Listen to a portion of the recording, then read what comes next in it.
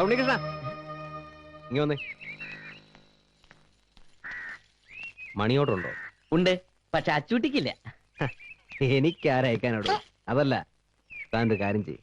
തന്റെ കയ്യിലുള്ള money order 2 ദിവസത്തേക്ക് എനിക്കൊന്ന് അഡ്ജസ്റ്റ് ചെയ്യും. ചെറിയ റോളിങ്ങിനാ. കണ്ടവരുടെ മണി ഓർഡർ എടുത്ത് റോൾ ചെയ്യാനോ? എന്റെ പണി തെറിച്ചു പോവും. ഒന്ന് പോടോ. എറണാകുളത്തും തിരുവനന്തപുരത്തേക്ക് ഒരു കത്തയച്ചാ കിട്ടുന്ന 4 മാസം കൊണ്ടാ. എന്നിട്ടാ മണി ഓർഡർ. എടോ, ഈ മണി ഓർഡർ കിട്ടാനുള്ളവർക്കറിയോ ഇന്ന് അവരുടെ കാശത്തുവന്ന്? താൻ ഒന്നുകൊണ്ടും പേടിക്കണ്ട. 2 ദിവസം കഴിഞ്ഞ് പലിശ അടക്കം തിരിച്ചു തരാം. നടക്കില്ല. വേറെ എന്ത് സഹായം വേണമെങ്കിലും ഞാൻ ചെയ്തു തരാം. എന്നാ ഒരു കാര്യം ചെയ്യും, നിന്റെ പെങ്ങളെ ഇവന് കെട്ടിച്ചോളൂ. മര്യാദക്ക് ചോദിച്ചിട്ട് തന്നില്ലെങ്കിൽ എനിക്ക് ബലം പ്രയോഗിക്കേണ്ടി വരും. ഇല്ല, എന്നെ കൊന്നാലും ഞാൻ ഈ പൈസ തരില്ല. ഇല്ല. കഴിച്ചെടുക്കല്ലേ?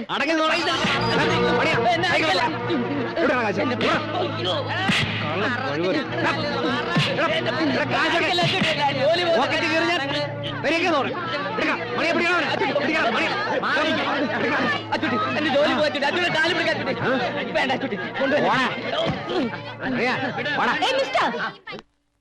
വഴിയിലൂടെ പോകുന്നവരെ തടഞ്ഞു നിർത്തി ഭീഷണിപ്പെടുത്തി കാശ് മേടിക്കാൻ നിങ്ങൾക്ക് നാണമില്ലേ?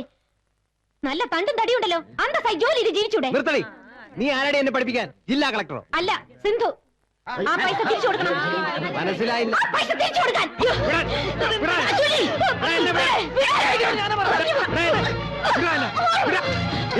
മര്യാദയ്ക്കൂടെ കഴിഞ്ഞോണല്ലേ നിനക്കെന്നെ മനസ്സിലായിട്ടില്ല.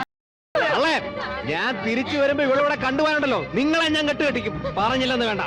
വിടാ, വാടാ.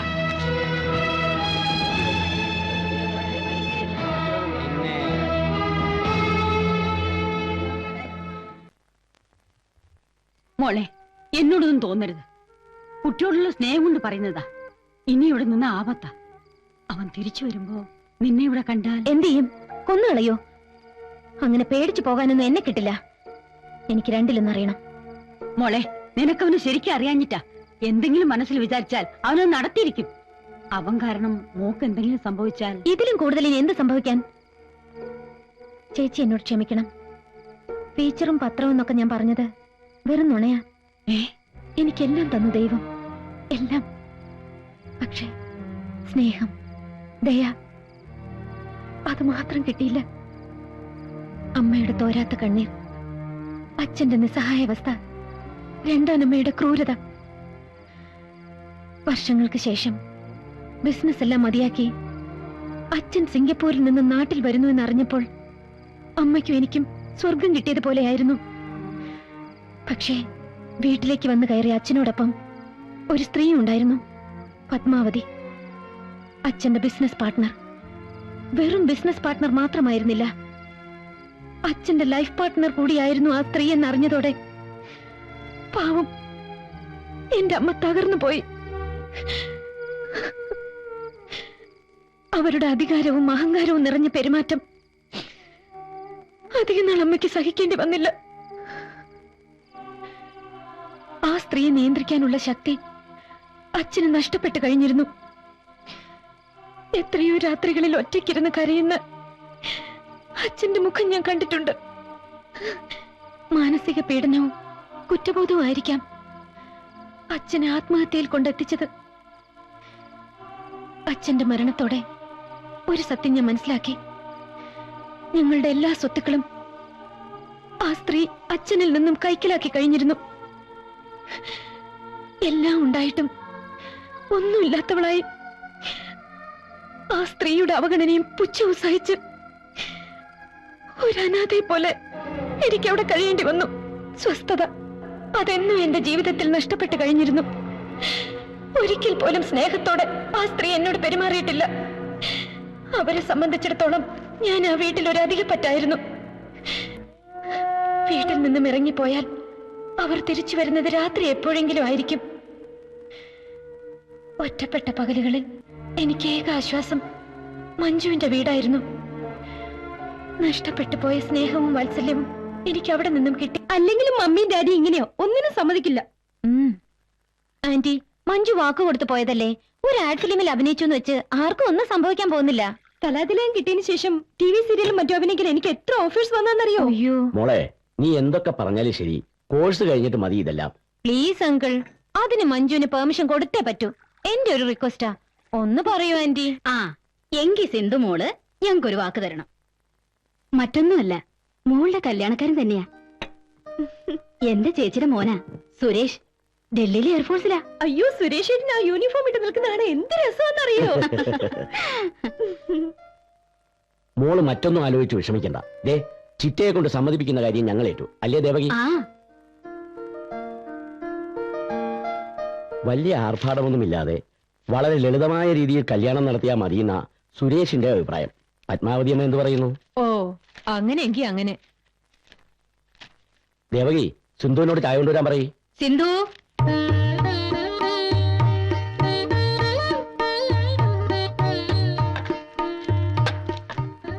ദാ നിങ്ങൾക്ക് എന്തെങ്കിലും സംസാരിക്കണമെങ്കിൽ ആകാം. അത് ഞങ്ങൾ ഡൽഹി പോകുന്ന വഴിക്ക് സംസാരിച്ചോളാം, അല്ലേ സിന്ധു? അപ്പൊ എല്ലാം നമ്മൾ പറഞ്ഞ പോലെ തന്നെ അല്ലേ? വരുന്ന മാസം 10-ാം തീയതി കല്യാണം. അത് ഇവിടെ വെച്ച് നടത്തണമെന്ന് ഇപ്പൊ തന്നെ അങ്ങ് തീരുമാനിക്കാം. എന്താ പത്മാവതിയമ്മേ? ഇത്രയൊക്കെ തീരുമാനിച്ച സ്ഥിതിക്ക് ഇത് നിങ്ങളൊക്കെ അങ്ങ് തീരുമാനിച്ചാ മതി. എല്ലാ പ്രതീക്ഷകളും അസ്തമിക്കുകയായിരുന്നു. അച്ഛനും അമ്മയും ഉണ്ടായിരുന്നെങ്കിൽ എന്നാശിച്ചു പോയ നിമിഷം. കുട്ടി പോയി ഡ്രസ് ചേഞ്ച് ചെയ്ത് വരും. ഞാൻ പോയി ഡ്രസ് മാറ്റിട്ട് ഞങ്ങളും വരാം. ശരി. കുട്ടിയുടെ പെർഫോമൻസിനെ കുറിച്ച് എല്ലാവർക്കും നല്ല അഭിപ്രായമാണ്. താങ്ക്സ്. ആ അടുത്ത ഡ്രസ് ചേഞ്ച് ചെയ്താ. അയ്യേ, ഞാൻ ഈ ചുരിദാർ ഇട്ടോളാം. ശരീരം മുഴുവനും മൂടിപ്പൊതിഞ്ഞു നിന്നാ ഒരു അട്രാക്ഷനും ഉണ്ടാവില്ല. ഇതൊരു ആഡ് ഫിലിം അല്ല കുട്ടി. ആ ഷൂട്ട് ചെയ്യുമ്പോഴേ പറയണമെന്ന് വിചാരിച്ചതാ. ഇതൊക്കെ മൂടി വെക്കുന്നുണ്ട്. എന്താ ഇത്? ഇതൊന്നും എനിക്കിഷ്ടമല്ല. ഇത്ര മോഡേൺ ആയിട്ട് അഭിനയിക്കണമെന്ന് എന്നോട് പറഞ്ഞിട്ടില്ല. ഈ ഡ്രസ്സിടാൻ എനിക്ക് ബുദ്ധിമുട്ടുണ്ട്. കുട്ടിക്ക് ഇഷ്ടമല്ലെങ്കിൽ ഞാൻ നിർബന്ധിക്കുന്നില്ല. Take it easy. Okay, bye.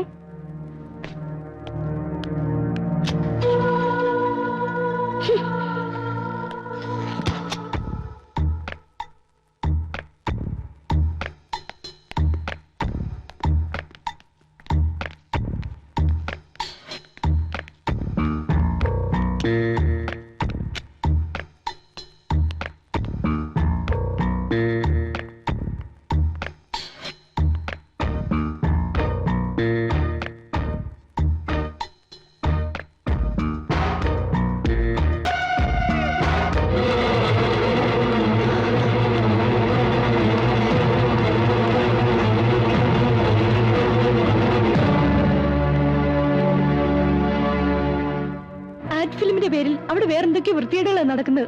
നമുക്കുടനെ police വിവരം അറിയിക്കണം. അത് വേണോ? വേണം. നിന്നെ പോലെ ഒന്നും അറിയാത്ത പാവം പെൺകുട്ടികൾ ഇനി അവരുടെ വലയിൽ ചെന്ന് വീഴുന്നതിന് മുമ്പേ പോലീസ് വിവരം അറിയിച്ചേ പറ്റൂ.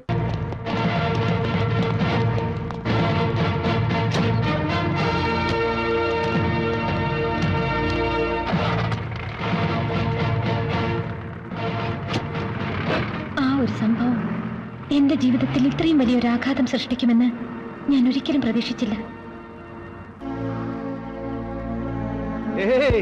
ഞാൻ ഇവിടെ ഉണ്ടായിരുന്ന ഇങ്ങനെയൊന്നും സംഭവിക്കില്ലായിരുന്നു. ആ സമയത്ത് തിരുവനന്തപുരത്തെ കെട്ടിയെടുക്കണമെന്ന് പറഞ്ഞ് DIGയുടെ ഫോൺ.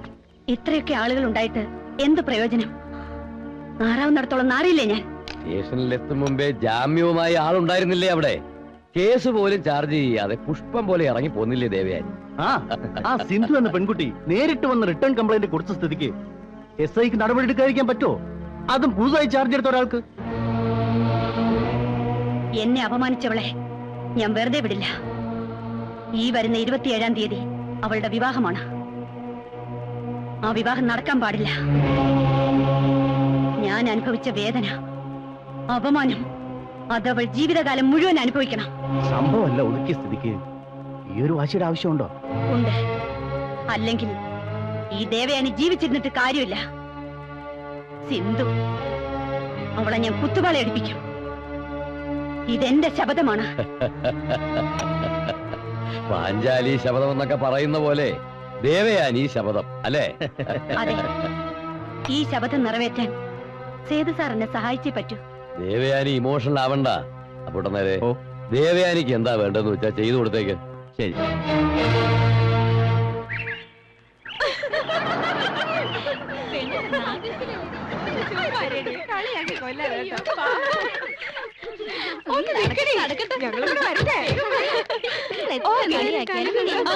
ഹലോ, ഞാൻ വെയിറ്റ് ചെയ്യായിരുന്നു ഇത്ര നേരം. വാ അകത്തിരിക്കാം. നീ റെഡിയാവും, ഞങ്ങൾ ഇവിടെ ഇരുന്നോളാം. ഓക്കേ. ആ ശരി. സന്തോഷം കണ്ടില്ലേ?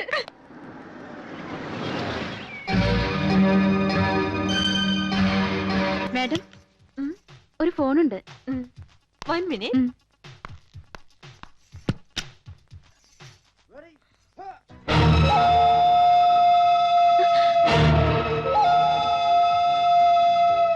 ആരാ? വേണ്ട, അത് പുറത്തുനിന്ന് അടച്ചു.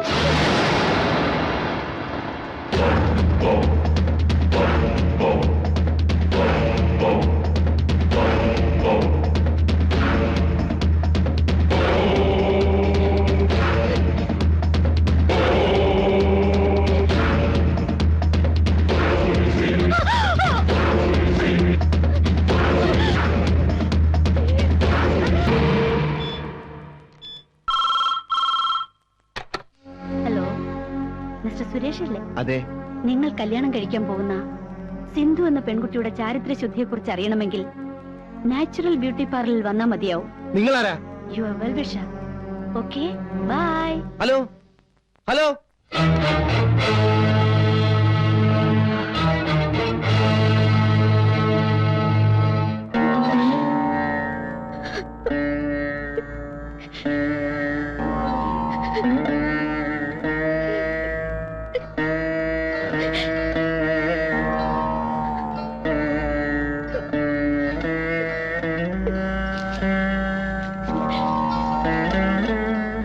ഇതാ 500 രൂപ.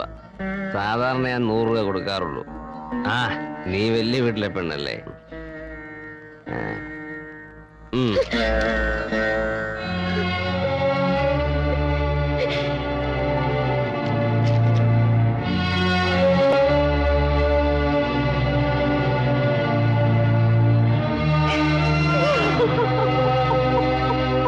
എന്റെ വിവാഹം മുടങ്ങി. എല്ലാവരും എന്നെ വെറുത്തു, പരിഹസിച്ചു. എന്റെ ജീവിതം, ഭാവി എല്ലാം നശിച്ചു. എനിക്ക് വേണമെങ്കിൽ എല്ലാ നിമിഷങ്ങൾ കൊണ്ട് അവസാനിപ്പിക്കാമായിരുന്നു. പോലീസിൽ കംപ്ലൈന്റ് കൊടുക്കാമായിരുന്നു. അല്ലെങ്കിൽ എന്റെ വയറ്റിൽ വളരുന്ന കുഞ്ഞിനെ നശിപ്പിച്ചിട്ട് ഒന്നും സംഭവിക്കാത്തതുപോലെ ഏതെങ്കിലും ചെറുപ്പക്കാരന്റെ ഭാര്യയെ ജീവിക്കാമായിരുന്നു. പക്ഷേ എനിക്ക് ആവശ്യം എന്റെ വയറ്റിൽ വളരുന്ന കുഞ്ഞിന്റെ അച്ഛനെയാണ്. മോളെ, നീ എന്തൊക്കെ പറഞ്ഞാലും അവനോടൊത്തുള്ള ജീവിതം വേണ്ട മോളെ. ഒരിക്കലും അത് ശാശ്വതമാവില്ല. ചെറുപ്പം കൊണ്ട് തോന്നുന്ന വാശിയാ ഇതൊക്കെ. കഴിഞ്ഞതെല്ലാം നീ മറക്കണം. ചേച്ചിക്ക് എങ്ങനെ ഇത് പറയാൻ കഴിയുന്നു? 20 വർഷം മുമ്പ് ഒരു വാക്ക് പോലും പറയാതെ ഇറങ്ങിപ്പോയ ചേച്ചിയുടെ ഭർത്താവ് ഇന്ന് വരും നാളെ വരും എന്ന പ്രതീക്ഷയിലല്ലേ ചേച്ചി കാത്തിരിക്കുന്നത്?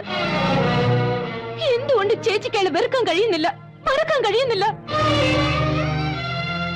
എല്ലാം അറിഞ്ഞുകൊണ്ട് തന്നെയാണ് ഞാൻ വന്നത്.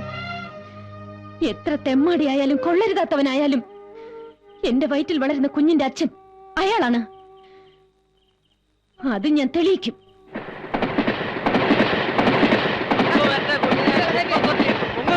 പോയി കളിച്ചോട്ടെ.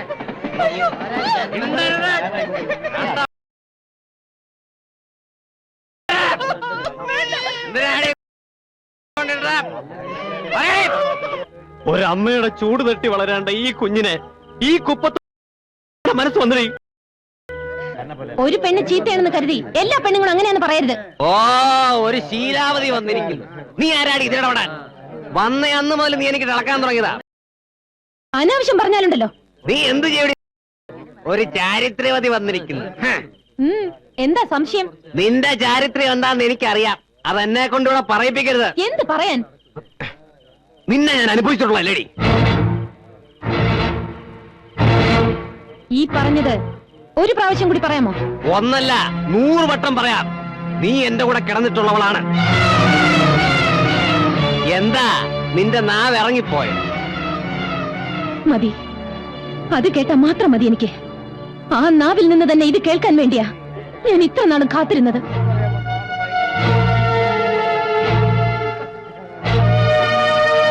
കാശിനു വേണ്ടി എന്റെ മാനം നശിപ്പിച്ചിട്ട് ഇപ്പൊ നിന്ന് സദാചാരം പ്രസംഗിക്കുന്നു. പെണ്ണെന്ന് പറഞ്ഞാൽ പിഴയാണെന്ന് വിളിച്ചു കൂവുന്നു. നിൽക്കൂ. ഇതിന് സമാധാനം പറഞ്ഞിട്ട് പോണം. നിങ്ങൾ ചെയ്ത ക്രൂരതയുടെ ഫലം എന്റെ വയറ്റിൽ വളരുന്നുണ്ട്. അതിന് ഞാൻ എന്ത് ചെയ്യണം?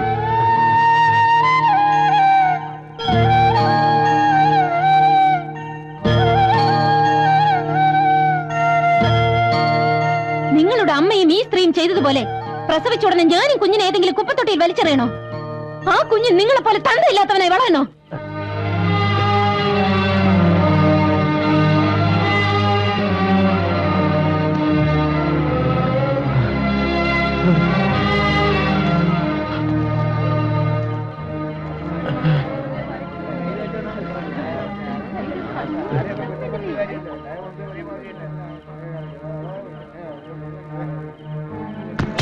എടീ, നീ ഇത്തരക്കാരിയാണെന്ന് ഞാൻ വിചാരിക്കുന്നത്.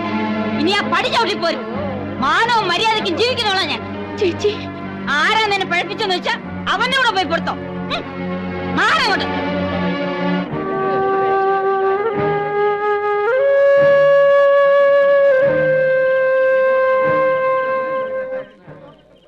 അച്ചുട്ടേ, ഞാൻ ഈ കേട്ടതൊക്കെ നേരാ. പറയണോ?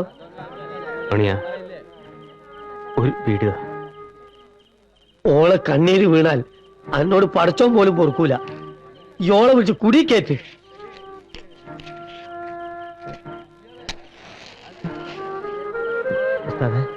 ഞാൻ വിളിക്കട്ടെ?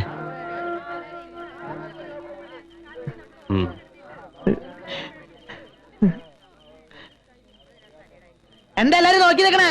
കാഴ്ച കണ്ട് മതിയായില്ലേ? പോയി കിടന്ന് ഉറങ്ങാൻ നോക്ക്. പെങ്ങളെ വാ.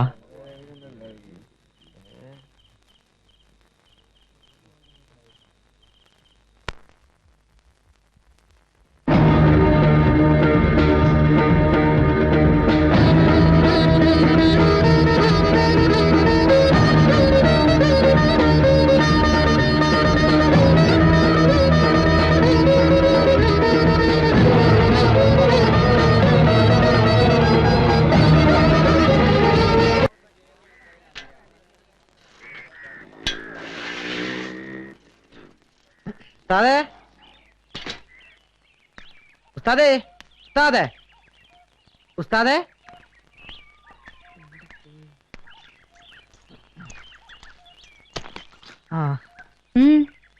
ഉസ്താദ് എവിടെ? എന്നോടാണോ ചോദിക്കുന്നത്? രാത്രി ഇവിടുന്ന് ഇറങ്ങിപ്പോയതാ. എവിടെ പോയതാ? കണ്ടിട്ട് എന്താ ഇത്ര അത്യാവശ്യം? ഇന്ന് ആരുടെ കയ്യും കാലം വെട്ടാനാ കരാറ്? ഈ വെട്ടും കുത്തുമായിട്ട് എത്ര കാലം ജീവിക്കാമെന്ന നിങ്ങളുടെയൊക്കെ വിചാരം? എല്ലാത്തിനും ഒരു അവസാനം ഉണ്ടാവും, അത് മറക്കണ്ട. എന്റെ പെങ്ങളെ, ഞാൻ അതിനൊന്നും വന്നല്ല. എന്റെ ബാഗ് എടുക്കാൻ വന്നാ. ഞാൻ ഇവിടുന്ന് താമസം മാറാ. പോട്ടെ. അവിടെ നിക്കേ. നീ എങ്ങോട്ടാ ബാഗ് എടുത്തോണ്ട്? നമ്മുടെ ഗോപാലേട്ടന്റെ കടയുടെ മുകളിൽ ഒരു മുറി ശരിയായിട്ടുണ്ട്. അതുകൊണ്ട് ഞാൻ അങ്ങോട്ട് മാറാൻ പോവാ. അത് നീ മാത്രം തീരുമാനിച്ചാ പോരല്ലോ. ഇതകത്തോണ്ട് വയ്ക്ക്. ഉസ്താദെ, അത് ശരിയാവില്ല. നീ ആരെ പേടിച്ചിട്ടാണ് ഇവിടുന്ന് ഇറങ്ങിപ്പോകുന്നത്? ഇത് എന്റെ വീടാണ്. ഇവിടെ ആര് താമസിക്കണം, ആര് താമസിക്കാതിരിക്കണം തീരുമാനിക്കുന്നത് ഞാനാണ്. മനസ്സിലായോ? ആരും പേടിച്ചിട്ടല്ല. ഇനി ഞാനിവിടെ താമസിക്കുന്നത് ശരിയല്ല. പെങ്ങളെ, ഞാൻ പോട്ടെ.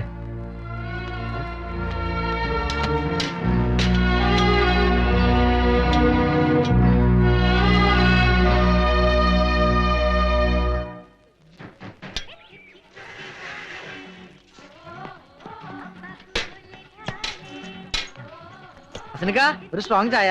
ഇങ്ങോട്ട് ഒരു ബാഗൊക്കെ ഞാൻ നമ്മുടെ ഗോപാലന്റെ പീടിയുടെ മുകളിലേക്ക് താമസം മാറ്റാൻ പോവാ. അതേതായാലും നന്നായി. ആയിഷോ, ഒരു ചായ കിട്ടെടുത്തോ. ഒരു പെണ്ണ് വന്ന് കേറിയപ്പോ അച്ചൂട്ടി നിന്നെ പുറത്താക്കിയില്ലേ? പുറത്താക്കിയതല്ല, അവിടെ അത്രയ്ക്ക് സൗകര്യമല്ലേ ഉള്ളൂ. സുഖവും ദുഃഖവും ഒരുപോലെ അനുഭവിക്കുന്നവരാണ് ആത്മാർത്ഥ സുഹൃത്തുക്കൾ. മണിയൻ ആഗ്രഹമില്ലാഞ്ഞിട്ടാണോ അച്ചൂട്ടി സമ്മതിക്കണ്ടേ? അല്ല മണിയാ, തെണ്ടിത്തരം തമ്മാടിത്തരം കാണിക്കുമെങ്കിൽ സ്വന്തം അമ്മേനെ തിരിച്ചറിയാനുള്ള കഴിവിരിക്കണ്ടോ? നിന്നെ പോലുള്ള തെണ്ടികളെ കൈകാര്യം ചെയ്ത് ഉസ്താദ് കാണുന്നില്ല. ഞാൻ ഒറ്റയ്ക്ക് മതി.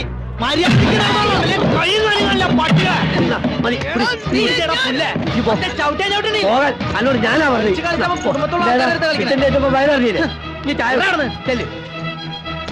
ഒന്ന് കളയാൻ എല്ലാത്തിനും ഞാൻ.